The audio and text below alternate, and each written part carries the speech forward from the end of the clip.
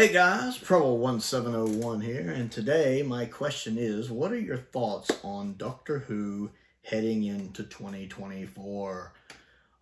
First off, let's talk about Series 14. I'm sorry, Season 1.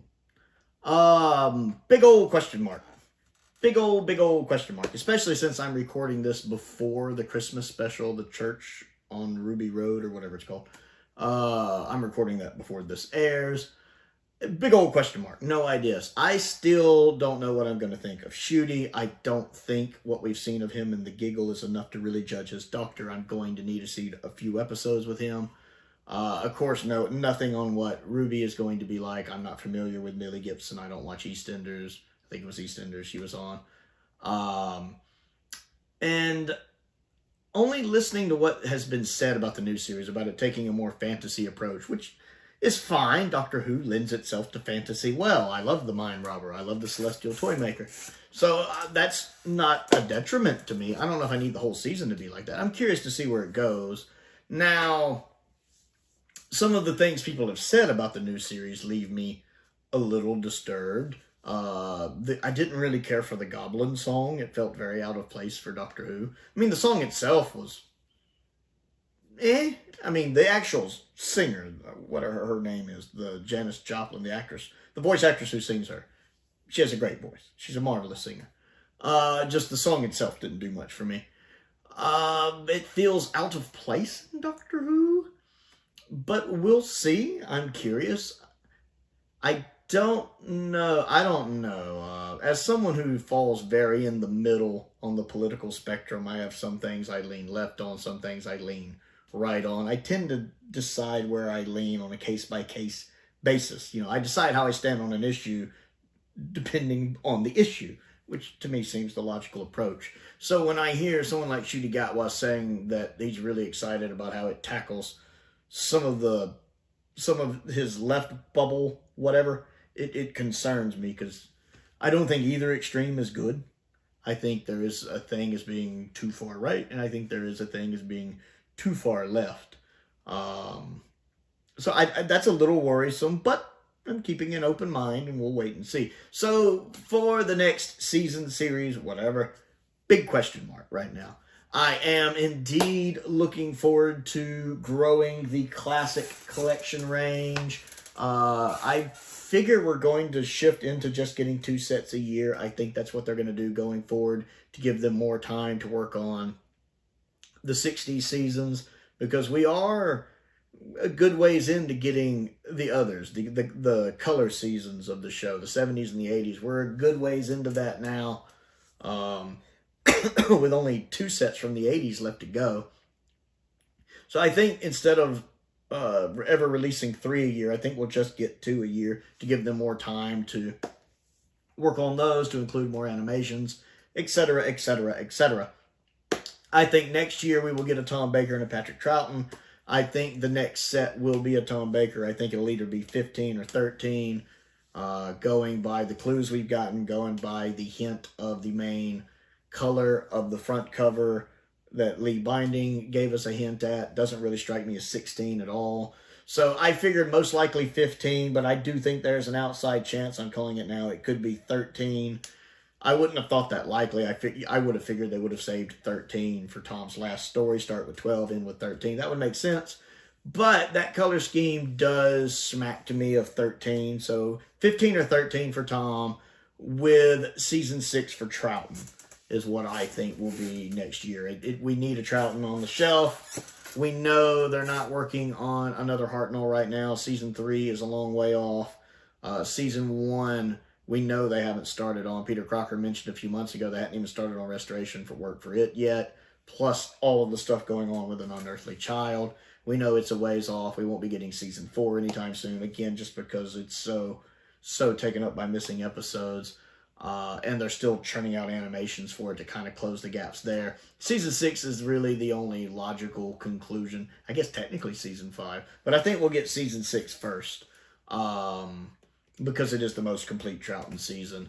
And really the only hiccup you have is Space Pirates, which I don't think a lot of people are really chomping at the bit for an animation for anyway. I mean, I am. I like the Space Pirates. The novelization is great. The recon is a bit hard to get through, but the novelization's great.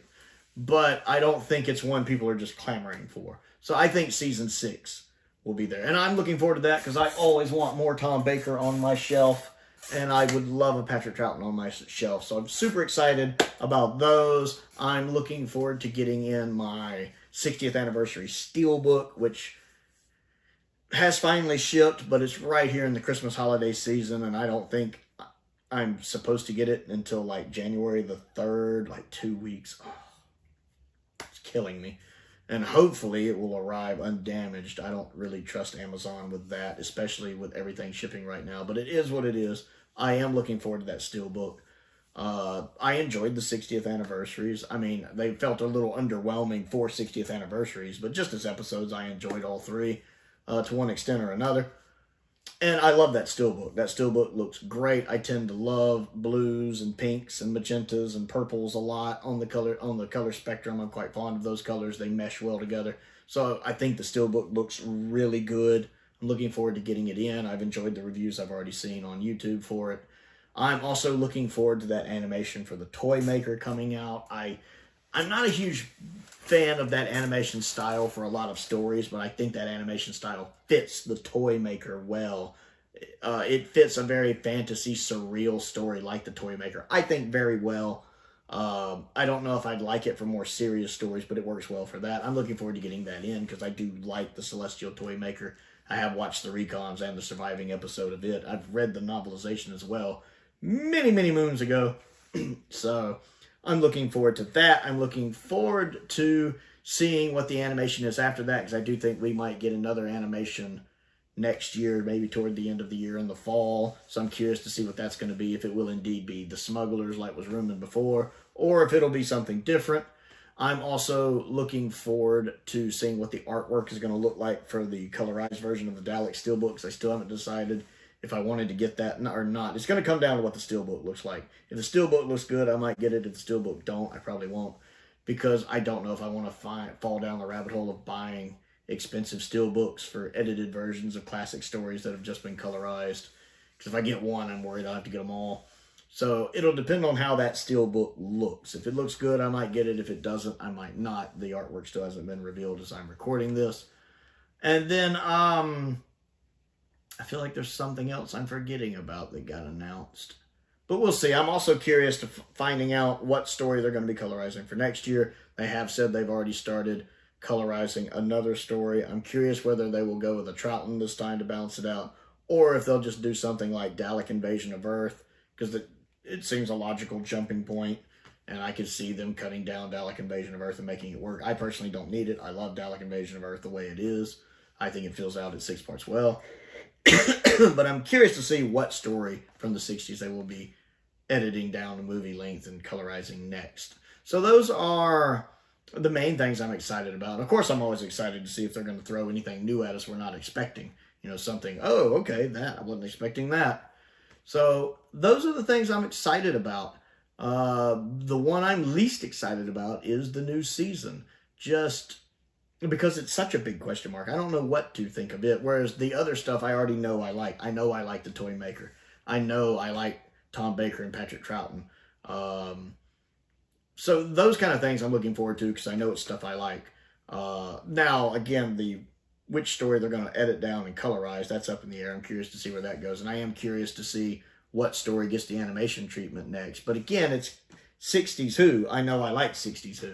Whereas this new era, I've mentioned before, Modern Who has become such a different beast. Which, to be fair, Modern Who has always been a different beast from Classic Who. But it's such a different thing now, even from what it was back when it first revived in 2005, that it just has a totally different feel to it. I'm not quite sure where I stand on where Doctor Who is now and quite how I feel about it. So that one's the biggest, can't quite figure out where I land on how I feel about the new season series. I'll just have to wait and see. I'll be watching the Christmas special and reviewing that and then going from there. So I want to know what you are looking forward to in 2024 and how you feel about Doctor Who in 2024. So comment down below and letting me know. Don't forget to click the like button and the subscribe button and the bell for notifications so you never miss out on another video. I also have a Patreon if you like what I do and would like to support what I do. There's a link to that down in the description below. I also want to give a shout out to some of my top tier patrons, Stephen Crane, Colin Coney, and Finn Perkins. I appreciate their support, as I do the support of all of my patrons. It does make a difference. I have a P.O. box. If there's anything you'd like to send me to look at and review, that's down there as well, as is a link to my Amazon wish list and a link to my Amazon UK wish list. And YouTube memberships are also available. Most importantly, thank you for watching.